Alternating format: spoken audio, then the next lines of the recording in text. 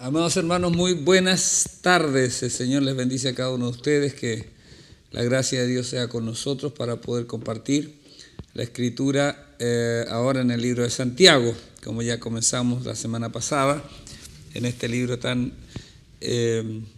poderoso del Señor para nuestra vida. Vamos a leer del verso 9, capítulo 1, verso 9, y vamos a hacerlo hasta el 18, a ver si llegamos ahí o quizás podamos pasar un poco más allá. El hermano que es de humilde condición, gloríese en su exaltación, pero que es rico en su humillación, porque él pasará como la flor de la hierba. Porque cuando sale el sol con calor abrasador, la hierba se seca, su flor se cae y perece su hermosa apariencia. Así también se marchitará el rico en todas sus empresas. Bienaventurado el varón que soporta la tentación, porque cuando haya resistido la prueba, recibirá la corona de vida que Dios ha prometido a los que le aman. Cuando alguno es tentado, no diga que es tentado de parte de Dios, porque Dios no puede ser tentado por el mal, ni Él tienta a nadie, sino que cada uno es tentado cuando de su propia concupiscencia es atraído y seducido. Entonces la concupiscencia, después que ha concebido, da a luz el pecado, y el pecado, siendo consumado, da a luz la muerte. Amados míos, hermanos míos, no erréis. Toda buena dádiva y todo don perfecto desciende de lo alto, del Padre de las luces, en el cual no hay mudanza ni sombra de variación. Él de su voluntad nos hizo nacer por la palabra de verdad, para que seamos primicia de sus criaturas. Que Dios bueno añada bendición a esta palabra que compartimos. Amén. Amén. Muy bien. La semana pasada estuvimos hablando de quien escribió esta carta, que es Santiago, que se identifica como siervo de Dios y del Señor Jesucristo, y sabemos que este Santiago, por lo que se entiende, es el hermano del Señor, que no era uno de sus discípulos, no es uno del apóstol, ¿verdad? No, sino que es este hermano del Señor. Y este hermano del Señor habla a las 12 tribus que estaban dispersas, o sea, gente que estaba en muchos lados. Y después hablamos que Él nos llama a que tengamos por sumo gozo cuando nos hallemos en diversas pruebas, porque la prueba de nuestra fe produce paciencia. Entonces la fe es poderosa y debe ser, probada. Y si cuando uno no entiende, uno debe pedir a Dios, ¿no es cierto?, sabiduría, porque Dios nos va a dar abundantemente y sin reproche. Pero no debemos dudar nada, porque el hombre que duda es como la onda del mar, que es arrastrada de un lado a otro. Y si es así, no recibimos nada. Y en definitiva, porque el hombre inconstante en sus caminos, de doble ánimo, es inconstante en todos sus caminos. Eso fue lo que hablamos la semana pasada. Hoy entramos al verso 9, donde dice que el hermano que es de humilde condición, gloríese en su exaltación. ¿Qué significa eso? Hermanos, tiene que ver con las posesiones materiales. Va a hablar de eso en este instante el apóstol Santiago. Y una persona que es de humilde condición, que no tiene tantos recursos quizás, hermanos, esa persona dice que debe gloriarse en su exaltación. ¿Por qué? Porque nosotros esperamos las riquezas verdaderas, que son las riquezas del cielo, las riquezas que se van a manifestar cuando nos encontremos cara a cara con nuestro Señor, ¿verdad? Entonces hay una riqueza que es mayor que el oro y la plata de este mundo. Jesús dijo que no hagamos tesoros en la tierra, donde el orín y el moho corrompen, ¿verdad?, sino que debemos hacer tesoros en el cielo, donde ladrones no minan ni hurtan, ¿ya? Entonces, eso es lo que dijo Jesús. Ahora, Santiago dice, el hermano que es pobre, que no tiene grandes recursos, no se complique tanto, más bien gloríese en su exaltación, sabiendo que viene algo de parte de Dios. Por el contrario, pero el que es rico en su humillación, cuando vienen dificultades, cuando quizás va perdiendo, porque puede reconocer la grandeza de nuestro Dios y depender de Dios, ¿ya? Y lo compara a este rico, estas riquezas, como la flor de la hierba, que dice que cuando sale el sol con calor abrasador, la hierba se seca, su flor se cae y perece su hermosa apariencia. Nosotros estamos viendo acá Ahora si nosotros miramos con atención el piso, el suelo de la tierra, o miramos al cerro, vamos a ver que empieza a aparecer manchones verdes, y esos manchones verdes van a durar hasta que dure el verano y la primavera, es el invierno y la primavera. Después con el sol abrasador se secará todo. Es lo mismo que ocurre en el desierto florido, aquí en la tercera región, cuarta región, donde se llena de flores, pero dura poco porque no tiene, ¿no es cierto?, las condiciones para seguir adelante. Así dice Santiago que son las riquezas tienen un tiempo, ¿cómo se dice?, un tiempo de caducidad, ¿no es cierto?, un tiempo donde ya no sirven. Por ejemplo, nadie puede llevarse las riquezas de este mundo al mundo venidero.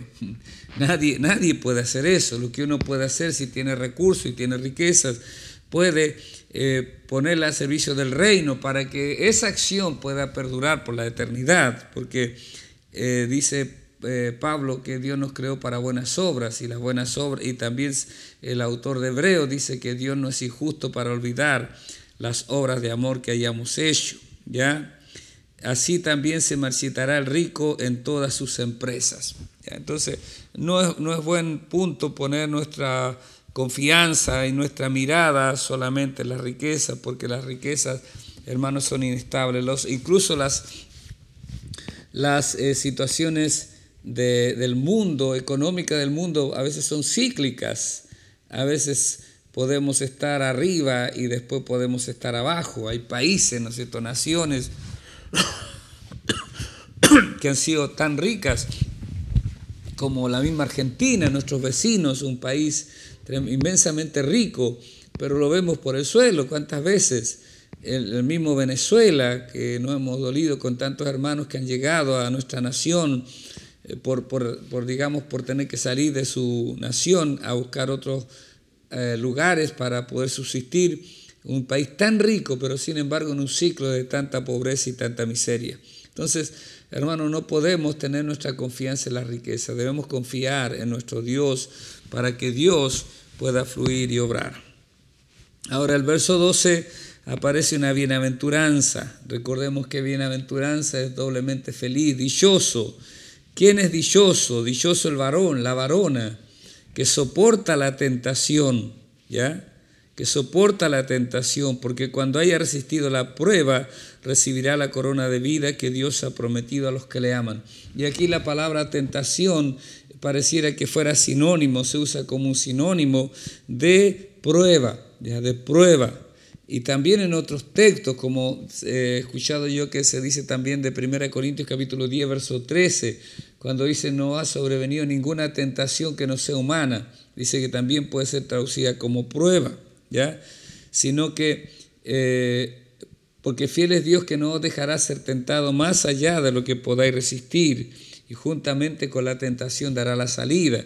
En el contexto de acá, de lo que dice Santiago, no podríamos ver correctamente Primera de Corintios, hermanos, porque este texto dice que Dios no tienta a nadie, pero sí Dios prueba. Y entonces se usa, parece indistintamente, algunas palabras para tentación como prueba.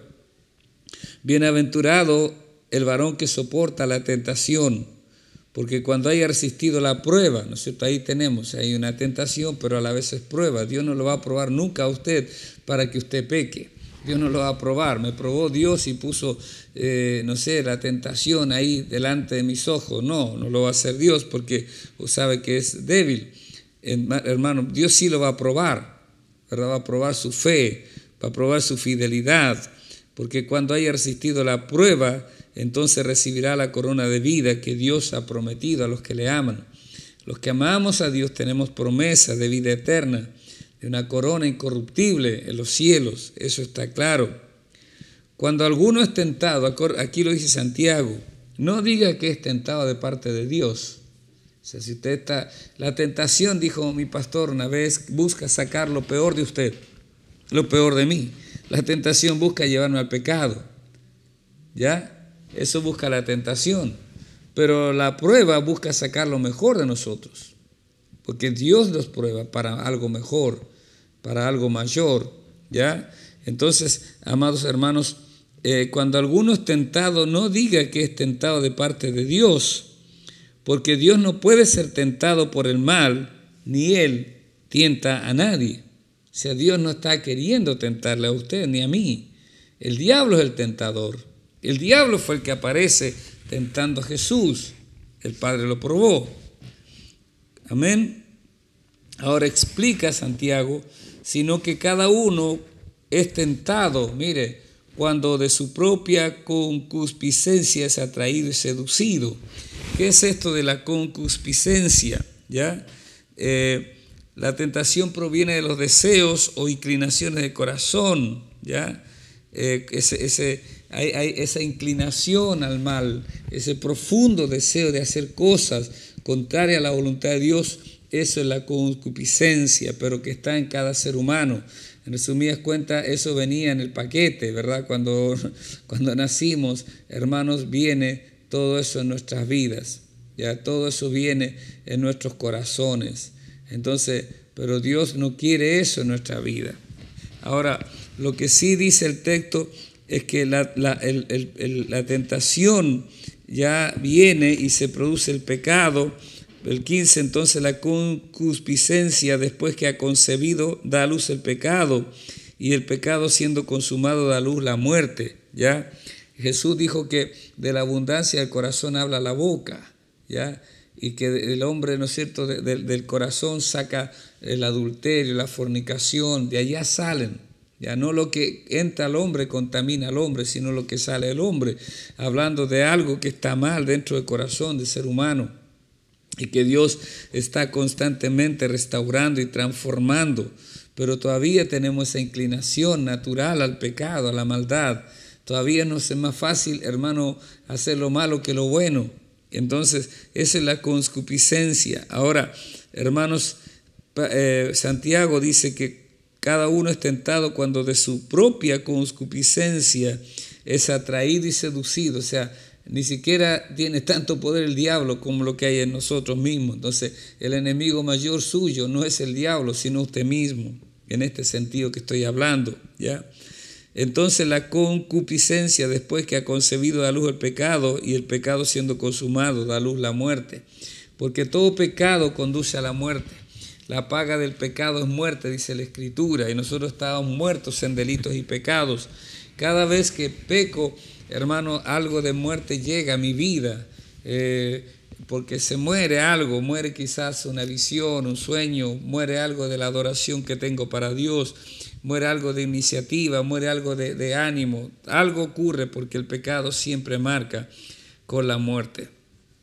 Amados míos, dice el apóstol, no erréis, o sea, Santiago, no erréis, hermanos míos, no erréis, toda buena dádiva y todo don perfecto desciende de lo alto del Padre de las luces, es decir, de Dios, de nuestro Señor, en el cual no hay mudanza ni sombra de variación. El libro de Hebreos dice que Jesús es el mismo ayer, hoy y por los siglos. No hay variación en Él, no hay sombra de variación en Él. Él es siempre el mismo. Hermanos amados, no erréis, toda buena dádiva y todo don perfecto. Todo lo bueno viene de Dios.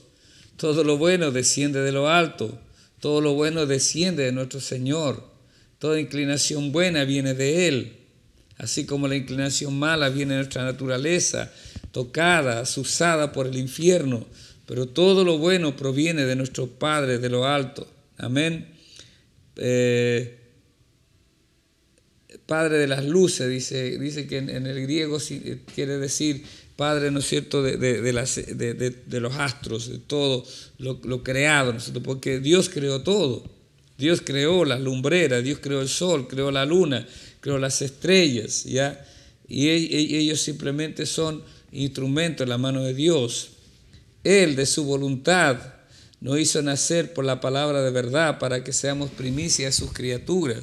Él hizo, hermanos, que naciéramos de nuevo. Él lo permitió por la palabra de verdad, porque la palabra debe llegar al corazón, la palabra debe llegar a lo profundo de nuestro ser. Y Dios lo hizo y Dios sigue haciéndolo. Dios sigue obrando, Dios sigue tocando, Dios sigue alcanzando y Dios sigue ministrando cada día. Verso 19. Por esto, mis hermanos, ¿por qué? hermanos, porque nosotros debemos ser personas que soportemos la tentación y la prueba, ¿no es cierto? Y no caer en el pecado tampoco, y gozarnos en este Dios poderoso. Ahora dice: por esto, mis hermanos amados, todo hombre sea pronto para oír y tardo para hablar, tardo para airarse. Mire, todo hombre debe tener sus oídos muy abiertos, muy despiertos a escuchar, a oír, a escuchar razones, a escuchar la palabra principalmente, a escuchar a su prójimo, a escuchar. Sea pronto para oír. ¿Para qué debe ser tardo para hablar? Por eso alguien dijo: Dios nos dio solo una lengua, pues nos dio 2 oídos, para que escucháramos más y habláramos menos. Porque, hermanos, en las muchas palabras nos falta pecado, dice el proverbio. Y aún el necio es contado como sabio cuando calla, cuando está calladito nomás. Es bueno estar callado, es bueno meditar, pensar. Debe ser tardo para hablar un hombre y tardo para airarse. O sea, 2 cosas que debe ser tardo, hermano amado. Cualquiera de nosotros, tardo para airarse. Amén. Hermanos, debido a que nuestra ira no cumple la justicia de Dios, nuestra ira siempre debe estar, hermano, ahí sujeta, ¿no es cierto? No dar rienda suelta a la ira, ¿ya? Porque la ira del hombre no obra la justicia de Dios. Cuando usted actúa con ira, hermano, yo actúo con ira, actúo a veces irracionalmente. No tengo toda la claridad, no tengo todo el entendimiento, no tengo toda la comprensión en todas las cosas. Por eso Dios nos llama a nosotros, hermanos, a escuchar, oír, ¿no es cierto? Y, hermanos, no hablar tanto y mucho menos airarnos, porque la ira del hombre no obra la justicia de Dios. Qué tremendo eso, hermanos. Qué tremendo es esa palabra, que la ira del hombre no obra la justicia de Dios. Dios es más grande que nuestro juicio, más grande que todo lo que nosotros somos. Y, hermanos, nuestra ira siempre defiende simplemente nuestra propia agenda, y la percepción de las cosas no es tan grande en nosotros, porque somos limitados totalmente, hermano amado. Por eso todo hombre sea pronto para oír, tardo para hablar, tardo para airarse. Podemos aprender cómo ser tardo para airarse al aprender primero ser prontos para oír y tardos para hablar. Amén. Así debemos caminar, así debemos movernos para la gloria del Señor. Por esto, mis amados hermanos, todo hombre sea pronto para oír, tardo para hablar, tardo para airarse, porque la ira del hombre no obra la justicia de Dios. Por lo cual, desechando toda inmundicia y abundancia de malicia, recibid con mansedumbre la palabra implantada, la cual puede salvar vuestras almas. Amén. Hermanos, probablemente hablar de esto, ¿no es cierto?, a veces no está de moda, pero nosotros debemos desechar toda inmundicia y toda malicia de nuestro corazón, ¿ya? Toda impureza, apartarla de nuestras vidas, ¿ya? Y apartando toda impureza, ¿dónde voy?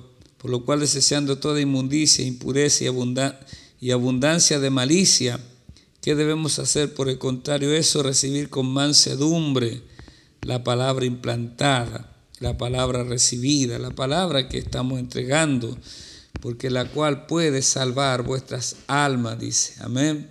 Esta palabra implantada, dice que es como cuando dice el texto ahí en el libro de Mateo, que el sembrador salió a sembrar, ¿ya? Y la semilla fue cayendo hasta que cayó en buena tierra para dar fruto a 100 por 1, ¿ya? Ahora, hermanos, no es solamente importante recibir la palabra, sino ser hacedores de la palabra. La palabra de Dios debe ser conocida, la palabra de Dios debe ser creída y la palabra debe ser obedecida para que haya fruto. Pero sed hacedores de la palabra y no tan solamente oidores, engañándoos a vosotros mismos. Una persona que hermanos, escucha la palabra, pero no obedece la palabra, se engaña a sí mismo, se engaña a sí mismo. Entonces no es lo que Dios quiere ya de nuestras vidas. Sed hacedores de la palabra, poner en práctica la palabra. La única forma de mostrar que amo realmente a Dios es obedeciendo la palabra, siendo, ¿cómo se dice? Obedeciéndola, ejercitándonos en esa palabra, poniendo en práctica esa palabra. Pero sed hacedores de la palabra y no tan solamente oidores, engañándoos a vosotros mismos. Porque si alguno es oidor de la palabra, pero no hacedor de ella, este es semejante al hombre que considera en un espejo su rostro natural. Porque él se considera a sí mismo y se va y luego olvida como era. O sea, cuando usted va al espejo y usted se mira, pero se dio media vuelta y se olvidó ya de cómo era. Así dice, es toda persona que escucha la palabra, que se sienta quizá el domingo a escuchar el mensaje, la palabra del Señor, y quizás prende el computador y se va a la palabra, o lee la Biblia, ¿no es cierto? Que es bueno que todos lo hagamos en nuestros hogares, pero duró el minuto, duró el instante, quizás de una emoción, quizás hasta una lágrima, pero como no la hace, dice Santiago, que es como una persona simplemente que se miró en el espejo, se fue y se olvidó cómo era. Se olvidó cómo era esa persona. Qué triste es eso, hermano. Y Dios nos ayude no solamente a ser oidores, sino hacedores de la palabra, ¿ya? Porque él se considera a sí mismo y se va y luego olvida cómo era. Ahora el otro, por el contrario, dice, más el que mira atentamente en la perfecta ley, la de la libertad, y persevera en ella, no siendo oidor olvidadizo, sino hacedor de la palabra, este será bienaventurado en lo que hace, será dichoso en lo que hace, será doblemente feliz en lo que hace, porque cumplir la voluntad de Dios es lo mejor que podemos hacer. Lo mejor que puede haber en nuestra vida es estar cumpliendo y viviendo para hacer la voluntad de nuestro Padre que está en los cielos. Amén. Entonces, eso es, hermano, más el que mira atentamente, no escucha ahí rápidamente, sino se detiene, quizás reflexiona en esa perfecta ley, la del amor, la de la gracia, la ley de la libertad, y persevera en ella, no siendo oidor olvidadizo, o sea, sino hacedor de la palabra. Ahí está la clave, ser hacedores, practicantes de lo que sabemos. Este será bienaventurado en lo que hace. Puedo conocer 20, 50, 100, 1000 versículos bíblicos, recitarlos de memoria, pero hermanos, si yo no soy hacedor de la palabra, si yo no practico esa palabra, no vale mucho todo eso. No siendo olvidadizo, sino hacedor de la obra, este será bienaventurado lo que hace. Y pone un ejemplo de Santiago al final de aquí, de este capítulo: si alguno se cree religioso entre vosotros, aquí esta palabra religioso no está mal, ¿no es cierto? Hermanos, sino que está bien tenerla acá, ¿ya?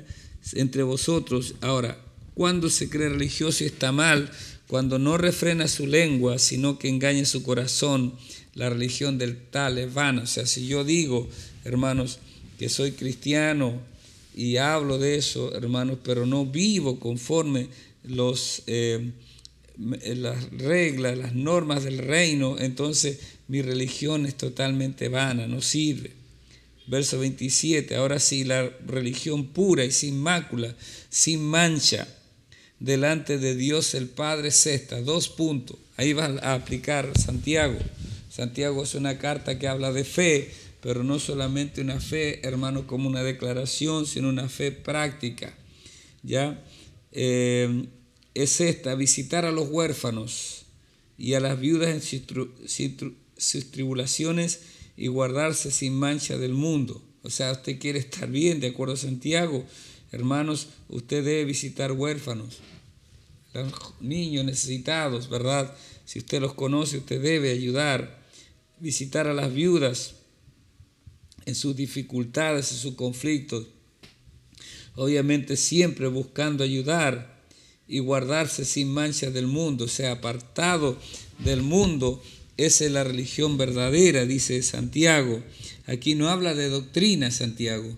No habla de doctrinas, digamos, bien trazadas, bien delineadas. Habla de práctica para la gloria del Señor. Habla de vivir en práctica, hermanos, de lo que debe ser, ¿cómo se llama? La vida cristiana, ¿ya? Juan lo dice de otra manera. El apóstol dice que mi amor a Dios es tan real como lo sea a mi prójimo, a mi hermano. Yo no puedo decir que amo a Dios si aborrezco a mi hermano, y no puedo decir que mi amor es verdadero si no lo ayudo. Entonces es lo mismo que Santiago dice de otro punto de vista, de otro ángulo. Amén. Entonces, hermanos míos, tenemos nosotros que practicar esta verdad en el Señor. Practicar, ser hacedores de la palabra, ser hacedores de la palabra, ¿ya? Ser hacedores de la palabra del Señor y vivir sin mancha del mundo. Hay un ejemplo muy triste en la Biblia de un hombre que se empezó a manchar de a poco. Su nombre es Lot, usted debe conocerlo. Y Lot dice que era el sobrino de Abraham. En un momento son tan ricos, tan poderosos ambos, que sus empleados empiezan a complicarse, a tener dificultades, y ellos deciden apartarse. Y Abraham le dice a Lot que él elija hacia dónde ir. Y Lot eligió la llanura, dice, porque era lugar de riego, o sea, había buenos pastos para su ganado. La llanura donde está ubicada, hermanos, Sodoma y Gomorra. Y se fue poniendo su tienda cada vez más cerca de Sodoma.